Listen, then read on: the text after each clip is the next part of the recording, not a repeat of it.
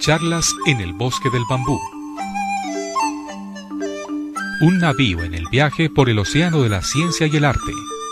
Lecturas y conversaciones para navegar en los aconteceres del universo. Charlas en el bosque del bambú.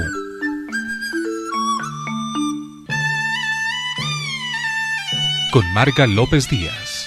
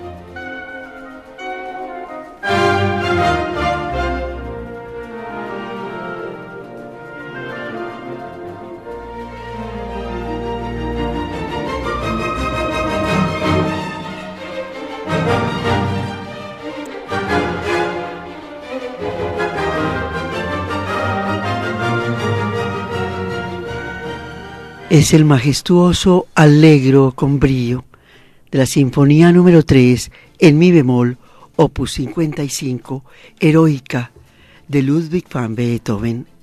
Esta música revolucionaria, un canto a la libertad, a la lucha del ser humano ante sí mismo, se la podía dedicar perfectamente Beethoven en sus 34 años a su propia lucha, revolucionando toda su música sinfónica.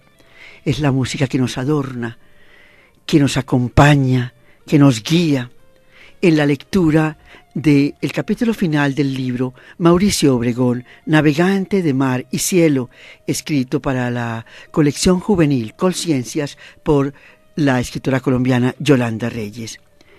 Este capítulo 5, esta bitácora de vuelo por el cielo, por el mar del cielo, se llama Navegar es necesario.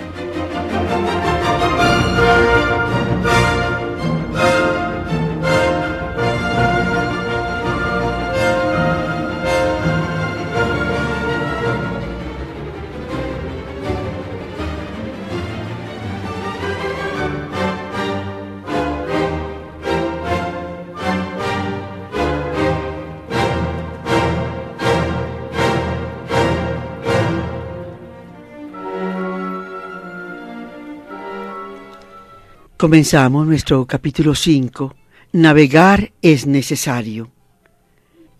Al otro día, temprano, recordemos que Mauricio se había quedado en el fondo del mar sacando monedas españolas de 1715. Ahí íbamos. Repitamos esa última parte. Acabaron la tarde en unas balsas enormes donde estaban sacando los restos de una flota española de 1715 que había naufragado en Cabo Cañaveral.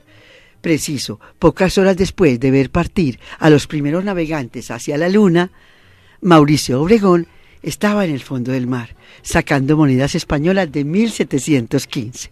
Ahí íbamos en el programa número 3. Y continuamos en nuestro programa final. Al otro día, temprano, había volado a Houston y desde entonces el nerviosismo era general en ese palco donde 75 invitados vigilaban a otros tantos técnicos que, rodeados de laboratorios y computadores, eran capaces de simular casi cualquier emergencia en el espacio.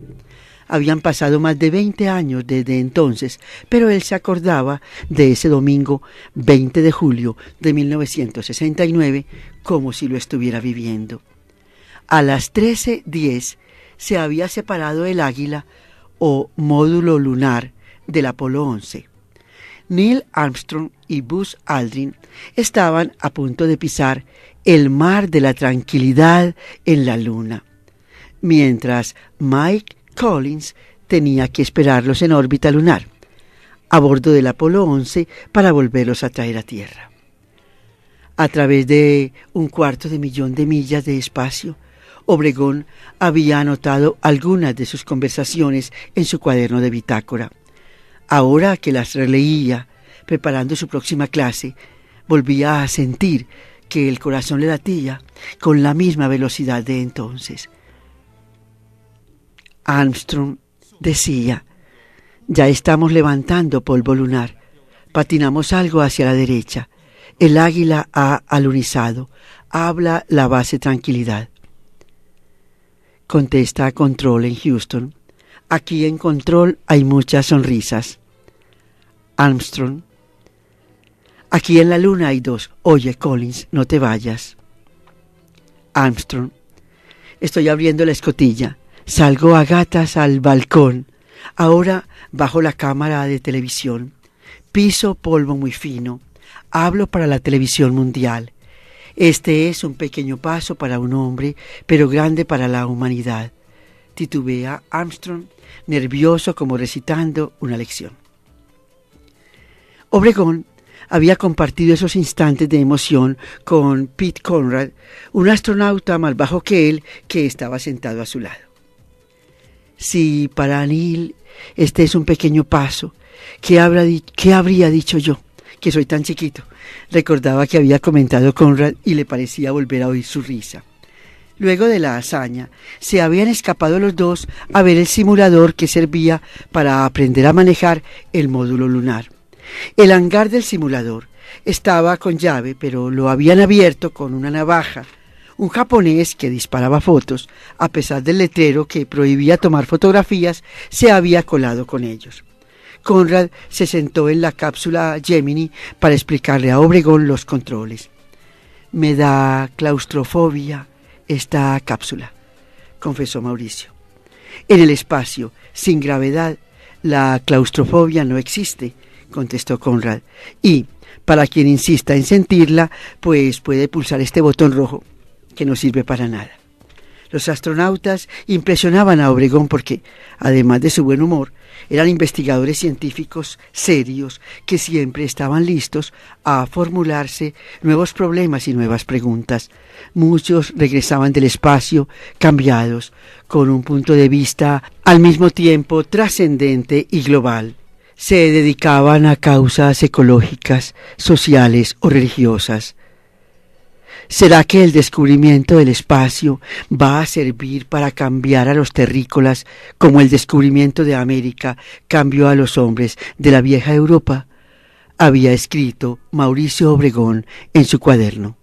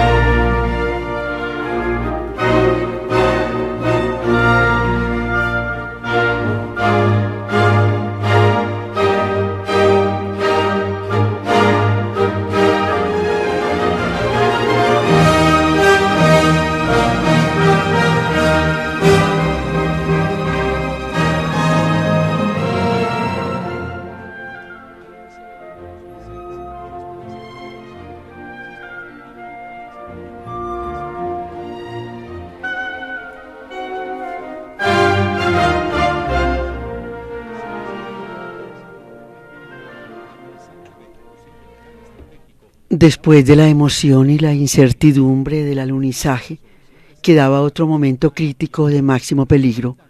Fue el 21 de julio, a las 12:27. Había que lanzar el Águila desde la superficie lunar para iniciar el regreso. Al lado de Obregón, a la izquierda, estaba sentado el representante de Grumman, la misma empresa donde había trabajado él recién graduado y que era la fabricante del módulo lunar. Nunca en su vida había visto un hombre tan nervioso. Si la maniobra fallaba en la base Tranquilidad, la tranquilidad de los astronautas iba a ser total, pues solo sobrevivirían mientras les quedara oxígeno. Faltaban 2 minutos para el despegue. Había un silencio enorme tanto en la Tierra como en la Luna. A Odiseo y a Colón también les preocupaba más el regreso que la ida. Con una letra nerviosa, Mauricio alcanzó a copiar algunas de las conversaciones. Base Tranquilidad libre para el despegue. Entiendo que no hay tráfico y somos el número 1 para la pista. 5, 4, 3, 2, 1. Despegaste perfectamente. Esto anda suave, se mece un poquito. Vas como por la autopista. Ahora, cuando Mauricio revisaba sus apuntes, volvía a maravillarse, como ese otro martes de 1969. Encontró una frase de Collins que copió porque le había impresionado mucho y decía: convendría enviar aquí arriba a un poeta para que les comunicara a los estadistas terráqueos lo bella, única y frágil que es la Tierra, suspendida en el espacio como de un hilo. En la página siguiente, y con una letra más reposada, aparecían las reflexiones que él había escrito por la noche cuando todo había pasado, para acordarse, para no olvidar nunca. Por primera vez la NASA, no ya un héroe, sino la más compleja de las empresas, ha cruzado el gran golfo del espacio. En 8 días el hombre se ha posado en un cuerpo celeste y ha regresado a la Tierra. Desde la Luna ha visto flotar a la Tierra como una pequeña isla verde en el espacio negro. Este ya no es el mundo finito que heredamos y, dentro de poco, el infinito va a regresar a nuestra conciencia. El mundo que el Renacimiento parecía haber agotado vuelve a ser como el mundo, isla de los argonautas. De nuevo, hay un océano infinito para conquistar. Y tenemos que pasar la Tierra vista desde el Apolo 11 en la fotografía, el transbordador espacial NASA y al planeta Saturno con sus anillos y tantos millares de estrellas que pasan en las fotografías del libro. Después de esa experiencia había seguido de cerca los avances en la conquista del espacio y, aunque ya no se transmitieran por la televisión como el alunizaje, seguían siendo impresionantes. El próximo paso del hombre ya no era surcar el espacio, sino establecerse en él. Revisó sus notas sobre el Skylab que le servirían a la vez para su clase y para escribir algunos de sus artículos. El sonido del teléfono lo devolvió a la Tierra. Con el primer timbre aterrizó en Martes. Con el segundo regresó a su oficina de la Universidad de los Andes. Con el tercero recordó que necesitaba urgentemente un asistente que lo ayudara en su curso de Historia de los Descubrimientos. Con el cuarto timbre pensó que en 10 días tenía que estar en Boston en la reunión del Consejo Superior de la Universidad de Harvard. De pronto era verdad que se metía en demasiadas cosas. En el quinto timbre se acordó de que al otro día era la reunión en el Museo Naval de Cartagena y no podía excusarse. Los almirantes estaban preocupados por el presupuesto.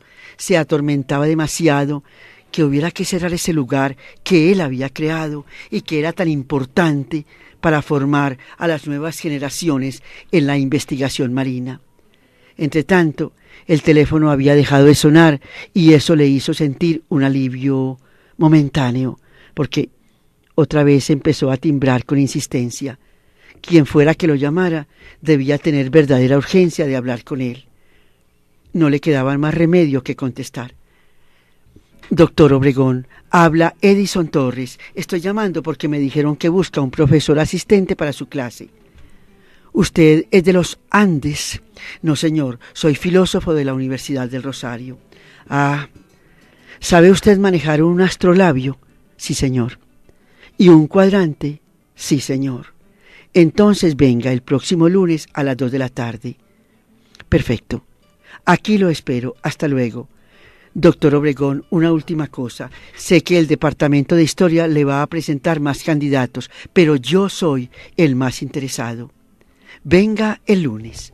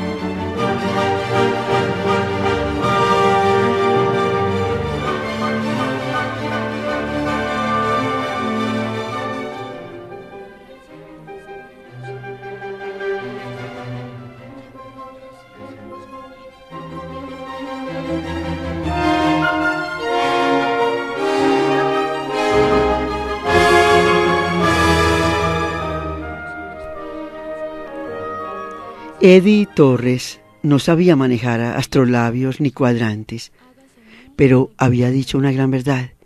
Era el más interesado y estaba dispuesto a aprender lo que fuera. Al fin y al cabo, era noviembre y el nuevo curso comenzaría a fines de enero del año siguiente. Le quedaban todas las vacaciones para estudiar y toda una vida para aprender. El lunes siguiente, a las 2:30, el trabajo era suyo. Se había cumplido ese sueño lejano, cuando antes de graduarse de su colegio en Armenia, vino a Bogotá a visitar las universidades. En los Andes había visto una oficina con un letrero que decía Mauricio Obregón, Cátedra de Historia de los Descubrimientos. Desde entonces había pensado que era ahí donde quería trabajar. No sabía por qué, solo recordaba que lo había deseado desde entonces. A Obregón le gustó ese muchacho que no se andaba por las ramas. Era de pocas palabras, pero se le notaba una claridad mental y una capacidad impresionante para captarlo todo. A veces hasta podría decirse que como doña Miriam de Correa, su secretaria de tantos años, era capaz de leerle el pensamiento. Y había una última cualidad, la más escasa de todas, su dignidad a toda prueba. Ese es el elogio más alto que se le puede hacer a un ser humano, hablar de su dignidad. Aunque había confesado que quería ese trabajo, no hacía concesiones y se lo advirtió desde el comienzo. Yo voy a estudiarme todos sus libros, pero quiero aclararle algo. No pretendo repetir sus historias, ni mucho menos aspiro a reemplazarlo ni a suplantarlo. Además, sé que eso es imposible. Lo que sí puedo es hacer unos talleres que complementen su tema desde mi propia perspectiva. Incluso podemos leer otros textos diferentes a los suyos, textos con hipótesis que contradigan las suyas para generar discusiones entre los estudiantes. Detenemos la lectura para describir una página, son 2 páginas que presentan las carátulas de los libros de Mauricio Obregón. Un libro se llama Colón en el mar de los Caribes, con una nave, un mástil, Ulises Airborne, con un paisaje, Argonautas, de los argonautas a los astronautas, con un mar al fondo en una luna. Y hay dibujos antiguos, está un dibujo muy antiguo de barcos en un mar antiguo, en un mapa antiguo como tanto le gustaban a él. Está Mauricio Obregón en su cátedra de Historia de los Descubrimientos en la universidad. Y aparece Mauricio Obregón en compañía de su alumno y amigo Edison Torres. Y también Mauricio Obregón en la construcción del primer viaje de Colón a América. Está desnuda en su torso, tiene como un parecido a Picasso, con una gorra roja y una pipa. Va en la barca.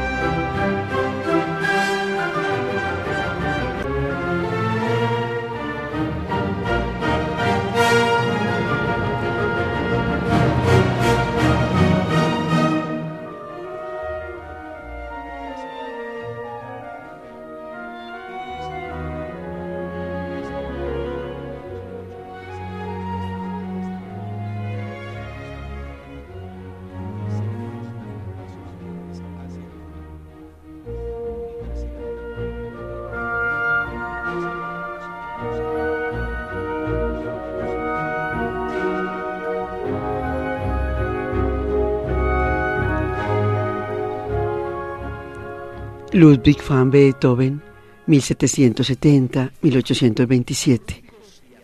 El salto inmenso que hay entre la concepción novedosa, pero no revolucionaria, de la segunda sinfonía de Beethoven a esa obra poderosa que no seguía los cánones de ninguno de sus antecesores es impresionante. Beethoven, amante de la libertad, admiraba los ideales de Napoleón, a quien se consideraba el hombre que iba a traer la democracia y la igualdad a Europa, y escribió esta sinfonía con la idea de dedicarla a quien era el ídolo de la juventud europea. Pero esa es muy conocida la siguiente anécdota. Cuando llegó a Viena, la noticia de que el ciudadano Bonaparte se había proclamado emperador y se había hecho ungir por el Papa, Beethoven, enfurecido, exclamó que se trataba de un hombre común como todos los otros hombres y no el adalid de la libertad y la igualdad que se creía. Acto segundo, rasgó la dedicatoria a Napoleón y bautizó su obra en italiano, por eso la Eroica sin H, sinfonía heroica para conmemorar el recuerdo de un gran hombre, diríamos que él mismo. La obra fue estrenada en un concierto privado en la casa del príncipe Lobkowitz en diciembre de 1804, cuando Beethoven cumplía 34 años, y repetida en concierto público en abril del año siguiente.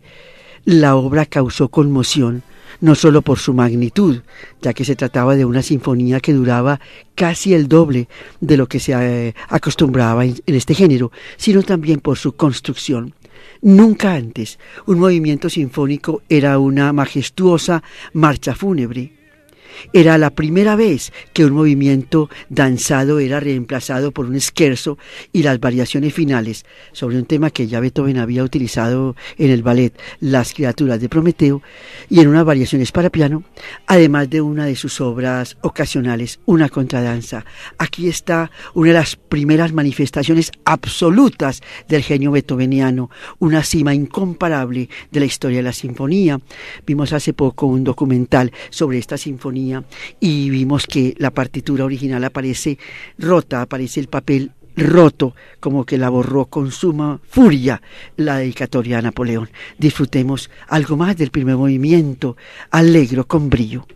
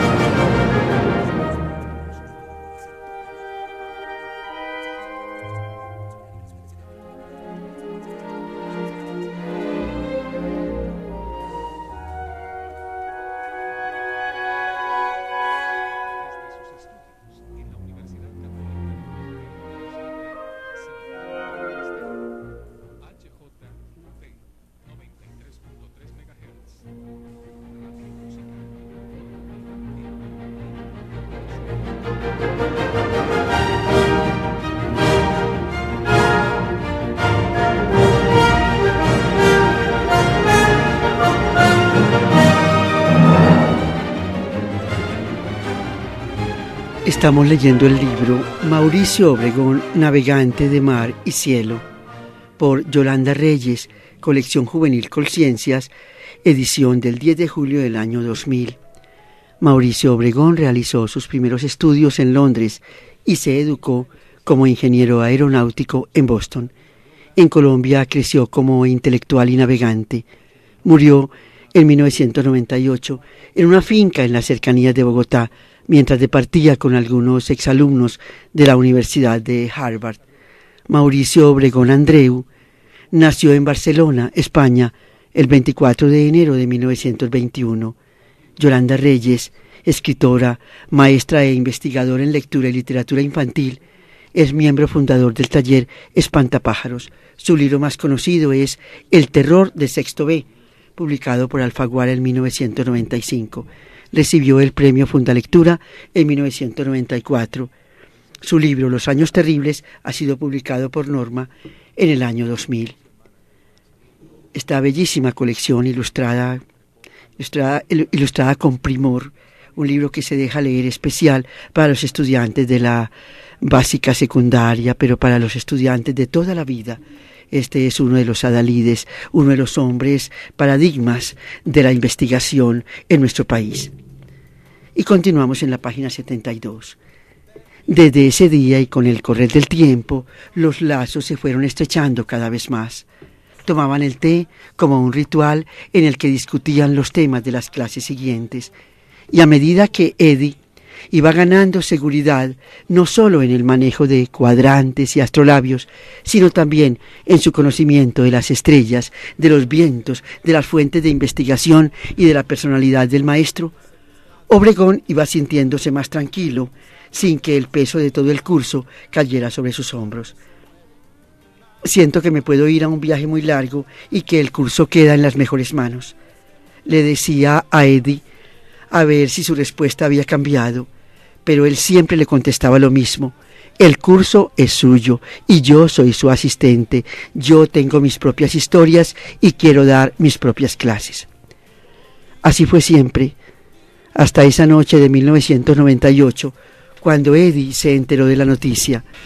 Mauricio Obregón se había muerto la víspera por la tarde en la sobremesa de un almuerzo de la Asociación de Exalumnos de la Universidad de Harvard.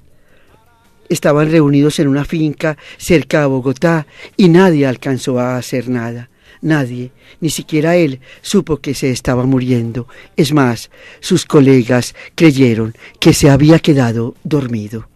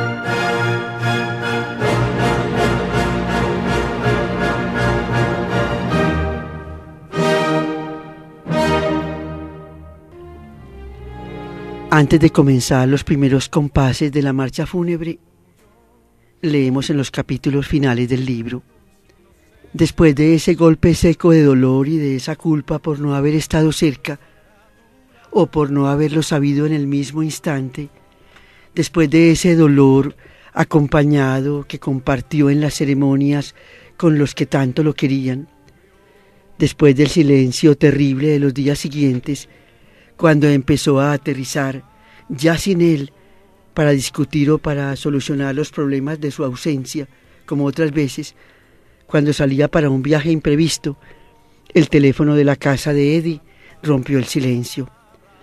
Al otro lado, la voz de Javier Obregón, igual de desamparada que la suya, intentaba sacar fuerzas. Eddie, hay que terminar el curso, tienes que ayudarnos. Eddie seguía mudo al otro lado, mudo y paralizado. A papá no le gustaba dejar las cosas inconclusas, tú lo sabes mejor que nadie. 150 estudiantes esperan una solución y mañana hay clase. ¿Qué vamos a decirles? De alguna parte, con una voz que no era suya, Eddie terminó diciéndole a Javier que se encontraban a las 8 de la mañana en la oficina de Obregón en los Andes, y colgó sabiendo que sí, que no había remedio. Iba a terminar el curso, o más bien, iba a terminar de empezarlo, porque todavía estaban en febrero. Tenía que salirse con la suya, como siempre, lloraba Eddie. Quería que al fin yo terminara dando su curso, le gritaba, pero tener que morirse para eso es el colmo de la terquedad, y yo no puedo decepcionarlo. ¿No le parece exagerado? Perdóneme, pero esta vez se le fue la mano, no era para tanto. ¿Cómo se le ocurre morirse para salirse con la suya, doctor Obregón?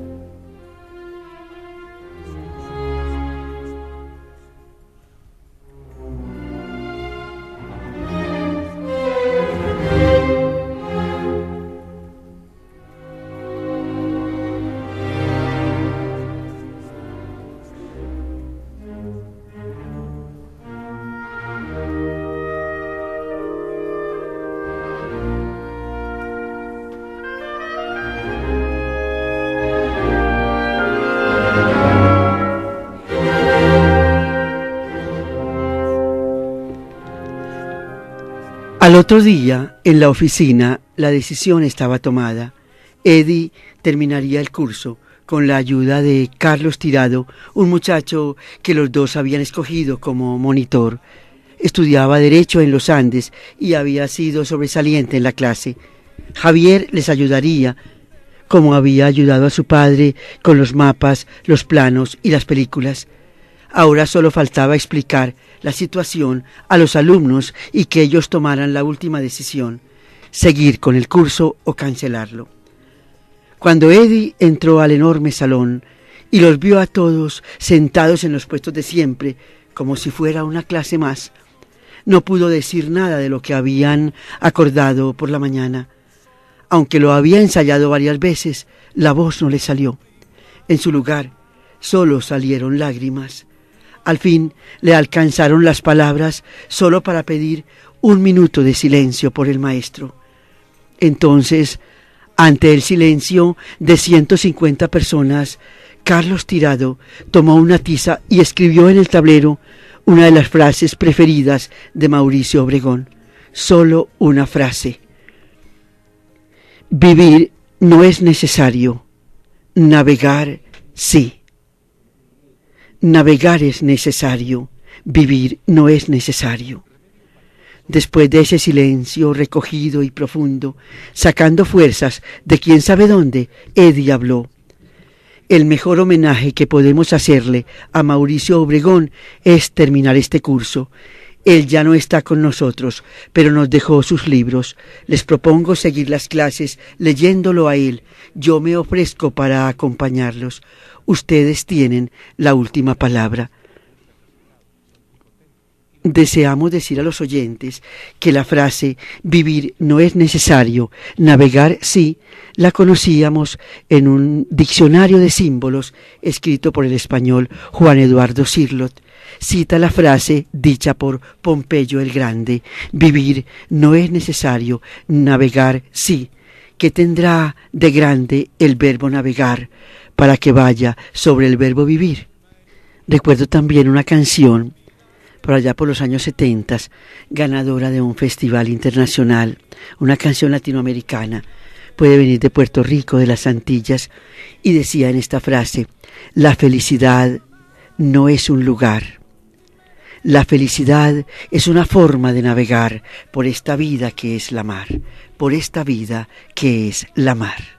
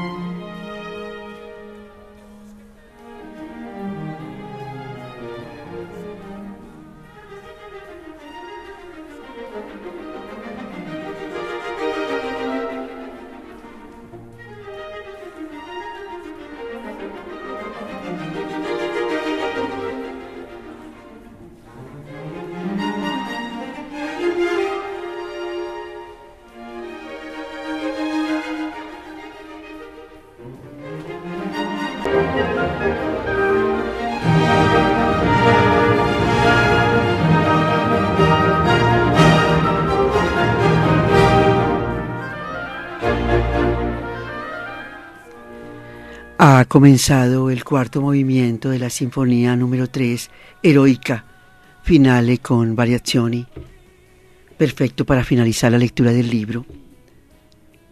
La respuesta de todos los estudiantes no se hizo esperar. Nadie faltó a la próxima clase y los libros de Mauricio Obregón fueron la brújula para guiarse por los viajes de los descubridores. Se habían quedado en los dioses griegos y fueron avanzando hasta llegar al último capítulo, cuando ya el hombre se preparaba para dar nuevos saltos en el espacio, saltos insospechados que quizás a esos estudiantes les tocaría dar o vivir. Ese martes leyeron en voz alta el último capítulo de un libro suyo fascinante que ojalá algún día puedas leerlo completo, tú mismo, quien escuchas. Se llama De los argonautas a los astronautas, y ya te imaginarás de qué se trata. Claro que, contado por él, es otro cuento. Y aunque no es buena costumbre empezar un libro por el final, esta vez vamos a hacerlo para acompañar a los alumnos de la Universidad de los Andes de Bogotá. Aventura es lanzarse a lo desconocido frente al riesgo de fracasar y caer en el olvido por la simple curiosidad de buscar una nueva belleza. ¿Ustedes no sienten esa necesidad? Descubrir es correr el velo. Fue la última frase que leyó Eddie cuando cerró el libro y dio el curso por terminado. Como siempre, el itinerario se había cumplido según lo previsto. Estaba feliz pensando en que eso le fascinaría al maestro, culminar la expedición sorteando todas las dificultades del camino, incluso la muerte. Seguro habría dicho que era una hazaña digna de Fernando de Magallanes, ni más ni menos, pero a la vez que sentía esa tranquilidad de haberle cumplido, se sentía terriblemente triste, sabiendo que ahora sí era la última vez. Se habría puesto a llorar por ese curso que terminaba para siempre, pero un aplauso lleno de entusiasmo lo sacó de su tristeza y lo devolvió a otros tiempos. Obregón decía que el propósito del curso era despertar el entusiasmo, y sí, cada vez que se terminaba, los alumnos le daban un aplauso estremecedor. El aplauso de esa tarde le demostró a Eddie que también en esta ocasión el propósito se había cumplido. Es que fue uno de esos aplausos que hacen doler las manos y que producen escalofrío. Fue un aplauso tan fuerte, tan intenso, tan de verdad, que quizás desde alguna parte Mauricio Obregón debió alcanzar a oírlo.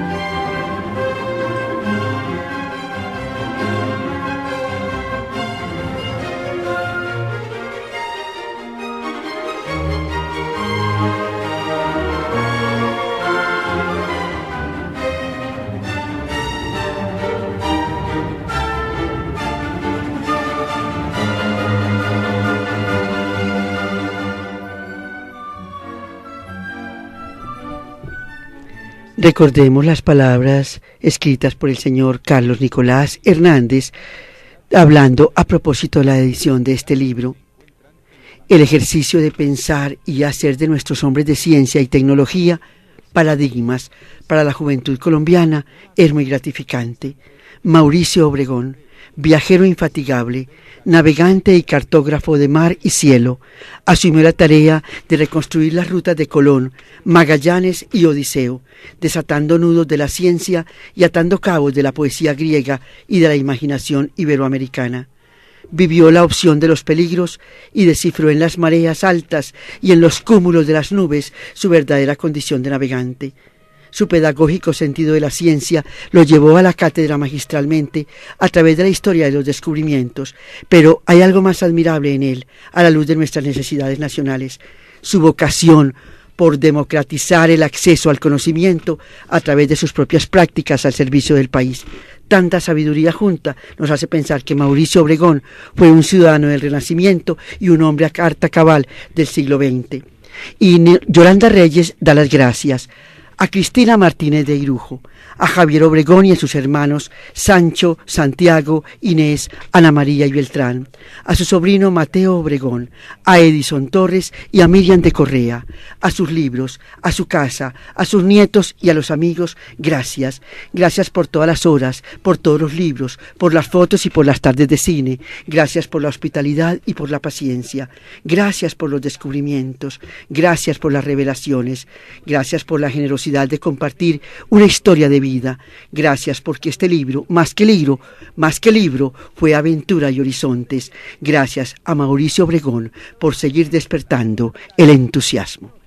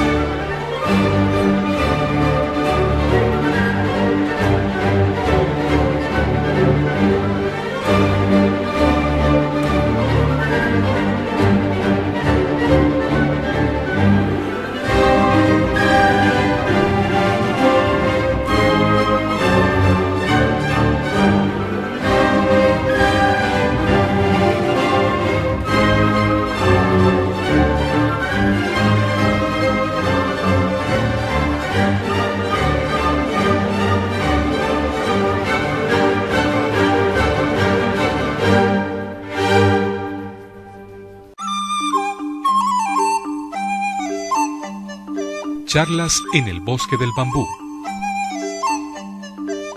Un navío en el viaje por el océano de la ciencia y el arte. Lecturas y conversaciones para navegar en los aconteceres del universo. Charlas en el bosque del bambú.